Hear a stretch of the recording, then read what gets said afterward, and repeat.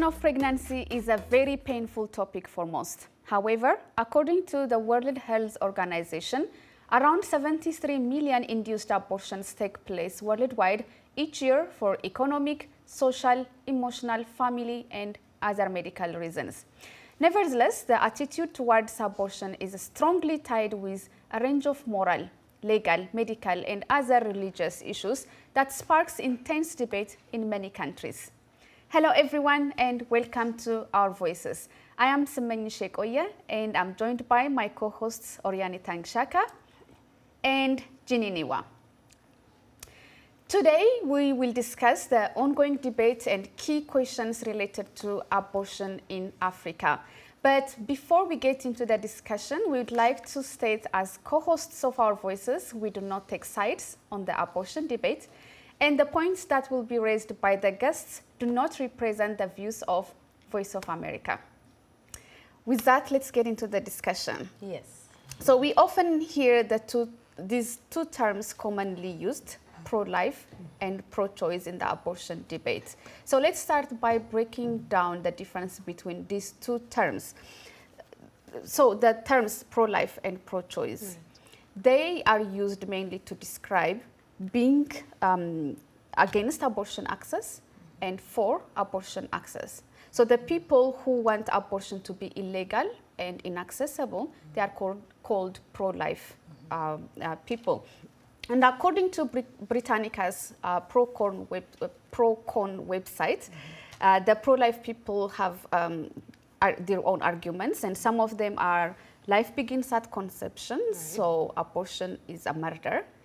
They say legal abortion promotes a culture in which life is disposable. And instead of legalizing abortion, they argue for increased access to contraception, birth control, health insurance, and sexual education. And they say that way abortion will be unnecessary. So these are some of the points I gathered. And and in the case of pro-choice people, they argue for legal access for abortion, that women have a moral right to decide what to do with their bodies. They also argue the fact that the right to abortion is vital for gender equality, and also that the right to abortion is vital for individual women to achieve their full potential in some cases. And then we'll have guests later to explain deeper what these exactly mean and what the differences are. But these are what we gather from our research. Right, and obviously this topic is sometimes for some other groups a fluid issue, because it's not a black and white issue for most people. And the literature shows, even the Michigan law that I was looking at earlier this morning, is that there should be grounds for debate. And the issue of pro-life and pro-choice should be debatable, because the gray areas are so vast, and that people should be able to voice their opinions and be able to sit down and find common grounds. Because there are people who don't necessarily fit in those pro-choice and pro-life sides. Well, since the United States Supreme Court's historic decision to limit abortion rights, there has been a wave of abortion-related policy shifts around the world, including in Africa. Pro-choice and pro-life debates are taking center stage in countries like Kenya and Nigeria, where reproductive rights advocates say governments are using the US decision as the basis to roll back progressive legislations. While anti-abortion campaigners argue abortion should be totally prohibited, in most African countries, abortion is legal only if the mother's life was at risk in case of rape or incest, and if the unborn child had serious medical condition. Few countries like South Africa and Tunisia permit abortion to be performed safely without any restriction. On this week's episode of Our Voices, we will look at the different perceptions and beliefs related to sexual and reproductive health and the ongoing pro-choice and pro-life debates on the continent. Well, in Kenya, activists have spoken against unsafe abortion that they say are contributing to the reports of high maternal mortality rates, especially in the nation's Kilifi County, where many women and girls undergo the procedure without medical intervention from either a nurse or a doctor. Mercy Katana says she became pregnant when she was still in secondary school. She says her boyfriend refused to support her and her parents refused to accept her, so she had no other option except to undergo an abortion without the help of a medical expert. I couldn't do it at home because I know my parents are strict. I traveled to Mombasa and didn't use anything from the hospital. Instead, I used the traditional method. I made a concoction of soda and local herbs. When I drank it, it caused bleeding. After a while, some discharge came out, but not everything came out. So I had to go to the hospital. Health practitioners like Monakarama Athman Mohammed say Mercy is lucky. Not all women who perform unsafe abortion make it to the hospital. And you get somebody, maybe the uterus has rotten, gets a condition called septicemia. Septicemia is a very severe state of the sepsis, and most of the time when it goes to the bloodstream, it has to go all through the body, even to the brain. Now we get mortality. Abortion is illegal in Kenya unless the mother's health is in danger.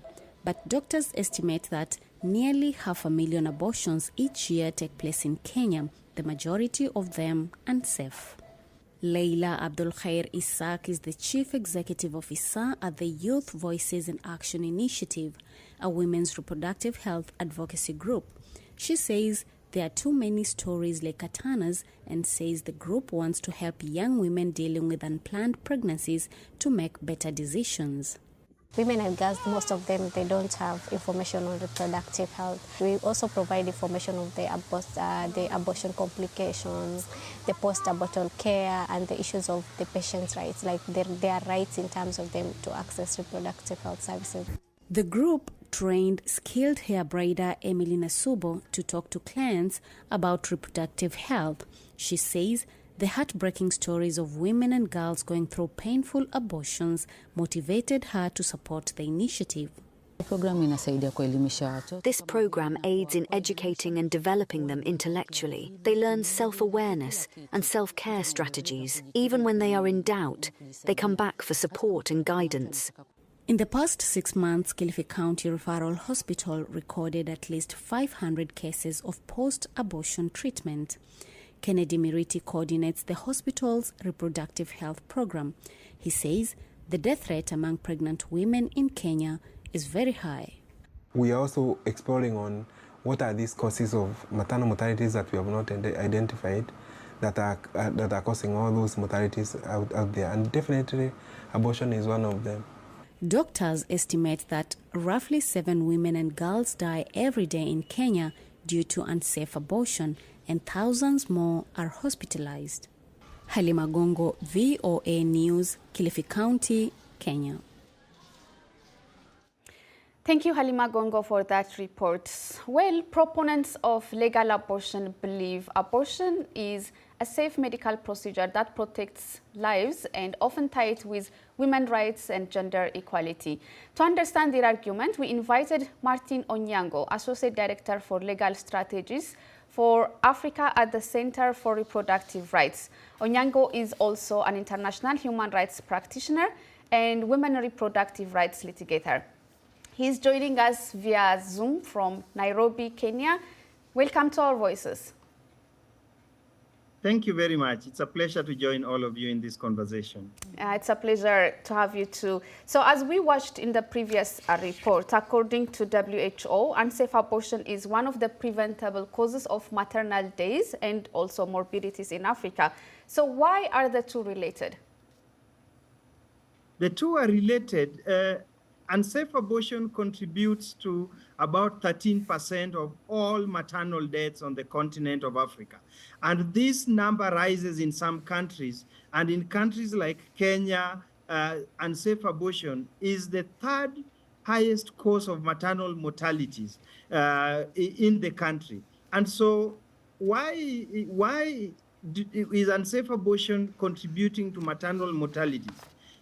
Africa bears the disproportionate level of mortalities from unsafe abortion because of the restrictive abortion laws, the weak health infrastructure, limited access to health care, and that then forces many women and girls who qualify to access safe abortion services to seek unsafe services offered under no supervision, no guaranteed quality, leading to the mortalities and morbidities arising from the unsafe environment. And so unsafe abortion and maternal mortality are tied to the hip because unsafe abortion is the leading contributor to preventable deaths of women on the continent of Africa in countries including Kenya. So, Mr. Onyango, beside say unsafe condition, you also have pro-life activists that says that life begins at conception and having abortion means having, means a murder. What do you think about that? Thank you very much. When life begins, or the question of murder is either philosophical or a legal question. But when we talk about safe abortion is a healthcare service that any woman or any girl may need at any point in their life. And let us not forget that all pregnancies are never wanted pregnancies. Among the leading causes of pregnancies on the continent is sexual violence, rape, and defilement. And therefore, the public health approach, the protection of the right to health and the right to life of women and girls necessitate the need to provide safe abortion as a reproductive health care to those women and girls. And therefore, the argument of murder or killing does not arise because murder is a defined criminal offense and it occurs under certain circumstances.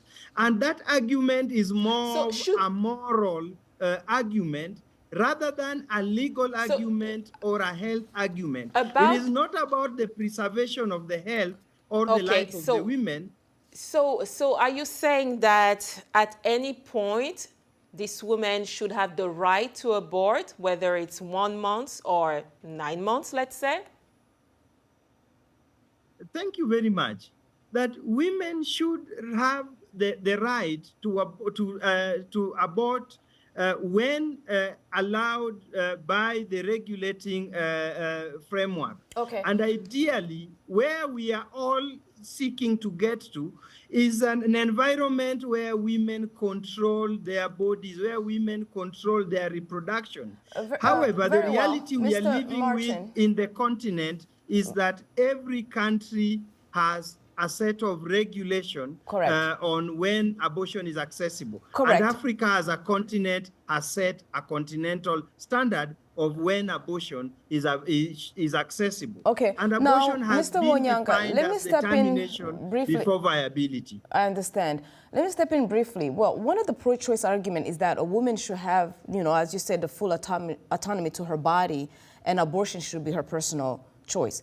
But the counter argument to that is that the right to life, the right to that baby, should outweigh the right to an individual. As an expert, human rights expert, what is your take on that? Thank you very much. There are two conversations that many times get confused. The public health approach, abortion as a reproductive health right, a health need to preserve the life and the health of the woman, versus the conversation that is coming from the so-called pro-life group. And the argument then loses who are we protecting? And two, it then necessitates a conversation about, can we recognize the right, can we give fetuses rights superseding the rights of women carrying those pregnancies? The answer is that no, this is recognized not just in international human rights instruments, but also in national laws, that the primary concern of protection, both in public health, but also in law and human rights, is the woman, and therefore it is the rights of the woman, the interests of the woman that will supersede any interest in the life before birth. Thank you, Mr. It cannot be that the fetus interests outweigh or rank higher than the rights of the woman that is carrying the pregnancy. Thank you so much for sharing your view, Mr. Martin Onyango, Associate Director for Legal Strategies for Africa at the Center for Reproductive Rights. Thank you for joining us. We appreciate your contribution. It is now time for a quick break. When we come back, we will hear arguments from the other side of the debate identified as pro-life. Before we go, we also would like you to share with us what you feel about the debate on abortion and whether it should be a legal option or not. Share your thoughts on our social media platforms. We are on Facebook, Instagram, and X, and our handle is at VOA Africa. Use the hashtag VOA Our Voices. We'll be right back. Stay with us.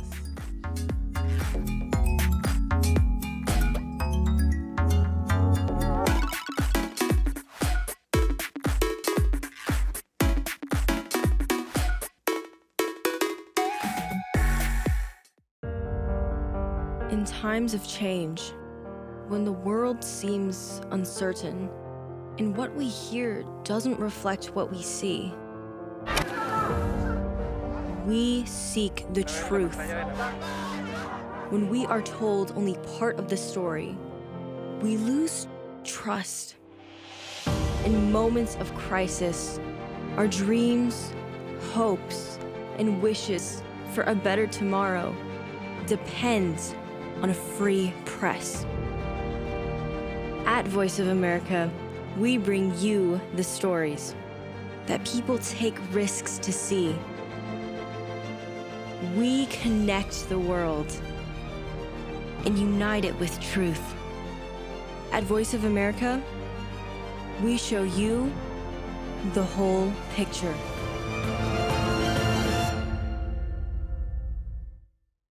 You're watching VOA's Red Carpet. My name is Jackson Vunganyi. Thank you so much for joining us each week right here on Red Carpet. We bring you the latest in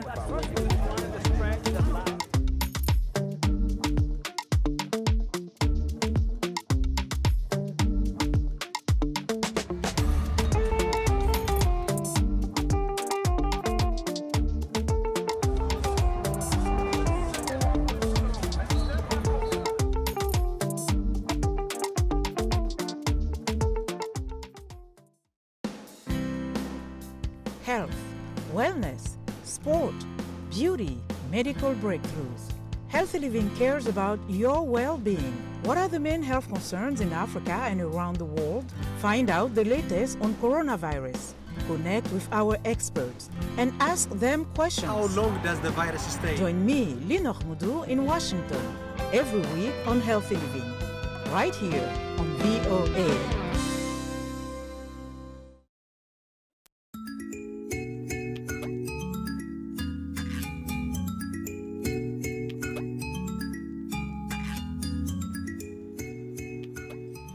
Welcome back. You are watching Our Voices. Today we are discussing the abortion debate in Africa. Anti-abortion advocates say life begins at conception, making abortion a murder. They argue increased access to birth control, health insurance, and sexual education would make abortion unnecessary. To look deeper into this argument, we invited Anne Kyoko, a Kenyan pro-life activist and campaign director at Citizen Go, which is an international advocacy group that promotes life, family, and liberty. Ms. Kyoko is also joining us via Zoom from Nairobi, Kenya. It's a great pleasure to have you with Our Voices. Thank you so much for having me.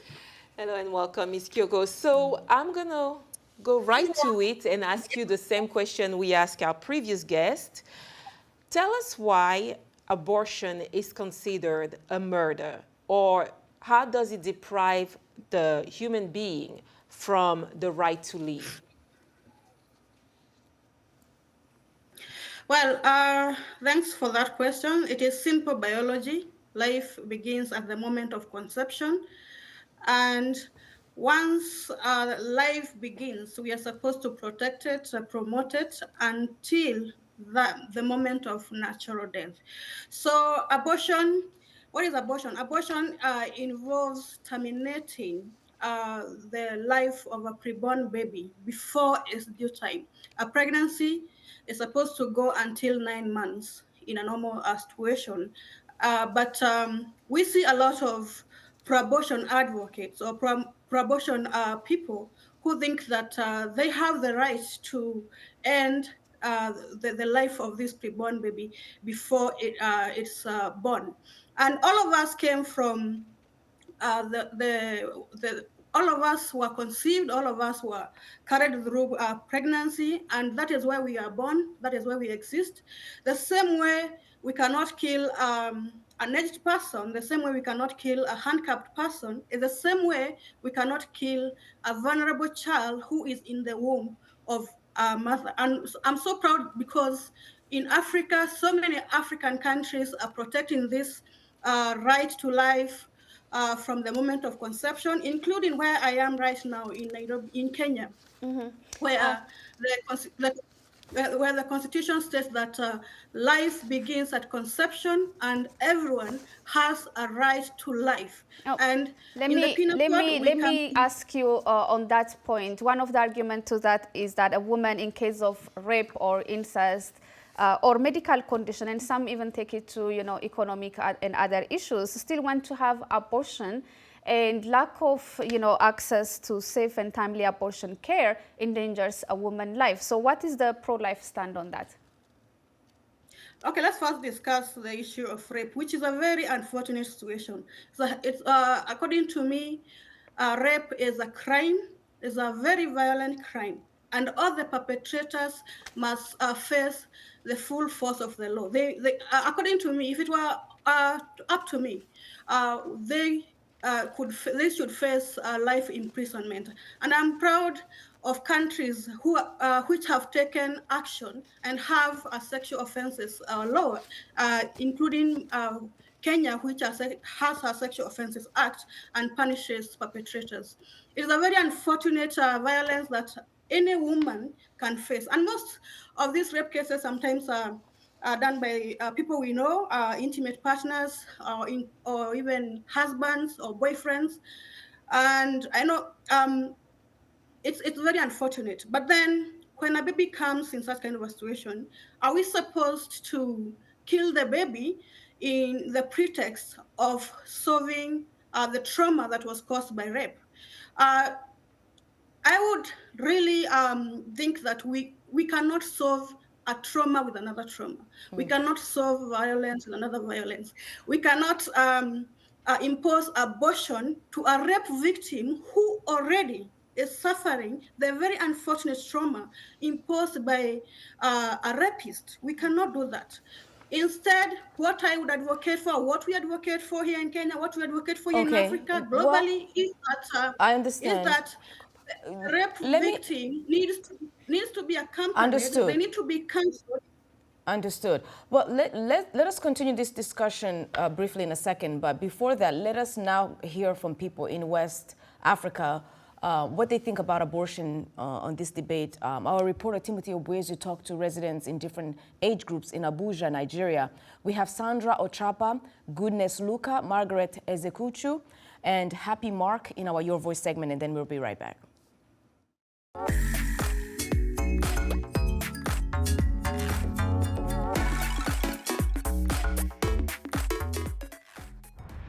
From that word alone, we all know it's something that is not right, something very bad. And as a lady, we are not supposed to indulge in that.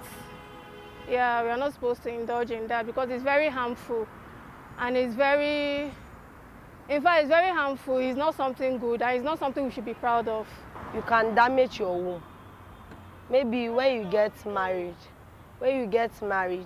after doing abortion, some normally, if they get married, they cannot even deliver because your womb is damaged. So it can also cause